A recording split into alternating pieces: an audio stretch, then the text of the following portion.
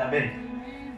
Akekho umuntu ongamvalela bese kangayitholi indlela. Hallelujah. Ungamvalela u5 years. But isizofika isikhathi lana zoyithola khona uFaro wavalela abantwana bakaIsrayeli. Wabagqilaza acabanga ukuthi usenqobile. Kanti ngelinye ilanga lizovela usizo.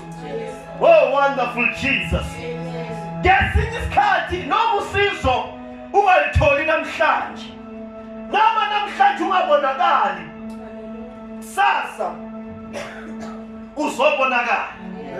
Mayibonge inkosi bathandekayo. Ngicela ukuprofetha kuqala.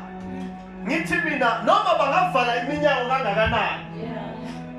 Kungenzeka bavala iminyango bangavali phezulu.